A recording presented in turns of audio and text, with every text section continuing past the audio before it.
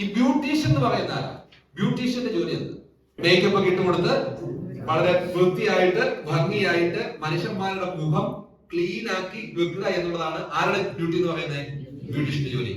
അപ്പൊ ശരിക്കും പറഞ്ഞു കഴിഞ്ഞാൽ A++ കിട്ടിയിരിക്കുന്ന ഈ കോളേജിലെ ഏറ്റവും പ്രധാനപ്പെട്ട ഒരു കടമ, ഒരു കാര്യം ചെയ്യുന്ന ചില ആൾക്കാർക്ക് പറയുന്ന പേരെന്താണെന്നറിയാമോ? അവരുടെ പേരാണ് സ്വീപ്പേഴ്സ്.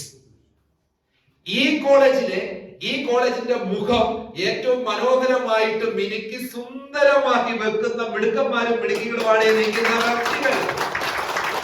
ഇവരാണ് ഈ കോളേജിലെ വിദ്യാർത്ഥികൾ. ഇവരാണ് സ്വീപ്പേഴ്സ്.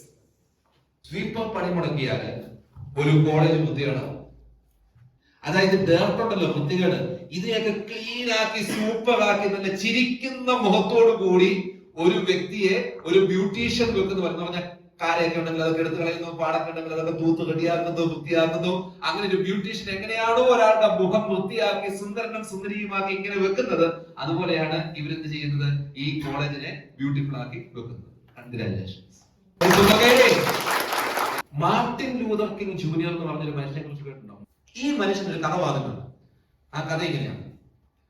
നിലം തൂക്കുന്ന ഒരു വ്യക്തി മരിച്ചു കഴിഞ്ഞിട്ട് ഈ വ്യക്തി സ്വർഗത്തിലേക്ക് ഇങ്ങനെ പോവുക. ആ സമയത്ത് ഭൂമിയിലെ മനുഷ്യന്മാരും ആകാശത്തിലെ മാലാഖമാരൊക്കെ ഇങ്ങനെ സ്റ്റോപ്പായിട്ട് നോക്കി നിൽക്കുക. എന്നിട്ട് അവർ പറയുവാണ്, ഈ ഭൂമിയിൽ ജീവിച്ചിരുന്ന വളരെ മഹാനായ ഒരു നിലം തൂപ്പുകാരനാണ് ഈ മരിച്ച സ്വർഗത്തിലേക്ക് പോകുന്നത്. അതിന്റെ കാരണം എന്താണെന്നറിയാമോ? നിങ്ങൾ കേട്ടിട്ടുണ്ടോ? ഷേക്സ്പിയർ എന്ന് കേട്ടിട്ടില്ലേ? ഷേക്സ്പിയർ ആണ് ലോകത്തിലെ ഏറ്റവും നന്നായിട്ട് കവിത എഴുതിയ, ഏറ്റവും മനോഹരമായിട്ട് കവിത എഴുതിയ വ്യക്തി. ഈ നിലം തൂക്കുന്ന വ്യക്തി എങ്ങനെയാ നിലം തൂത്തോണ്ടിരുന്നതെന്ന് അറിയാമോ? ലോകത്തിൽ ഏറ്റവും നന്നായിട്ട് കവിത എഴുതിയ ഷേക്സ്പിയർ കവിത എഴുതിയത് പോലെയാണ് ഈ വ്യക്തി എന്ത് തൂത്തത്? നിലം തൂത്തു. ബീത്തോവൻ എന്ന് പറയുന്നത് മ്യൂസിക് കമ്പോസ് ചെയ്യുന്നതിൽ അദ്ദേഹത്തെ കവിഞ്ഞ് വേറെ ഒരാളും ഈ ലോകത്ത് വന്നിട്ടില്ല. അപ്പൊ ബീത്തോവൻ മ്യൂസിക് കമ്പോസ് ചെയ്തത് പോലെയാണ് ഈ നിലം തൂക്കുന്ന വ്യക്തി എന്ത് ചെയ്തത്? നിലം തൂത്തോണ്ടിരുന്നത്. മൈക്കിളാഞ്ചലോ പെയിന്റ് ചെയ്തതുപോലെ. മൈക്കിളാഞ്ചലോ എന്ന് പറയുന്ന വ്യക്തി ലോകത്തെ ഏറ്റവും മനോഹരമായ ചിത്രങ്ങൾ വരച്ച വ്യക്തിയാണ് ആരെന്ന് പറയുന്നത്? മൈക്കിളാഞ്ചലോ.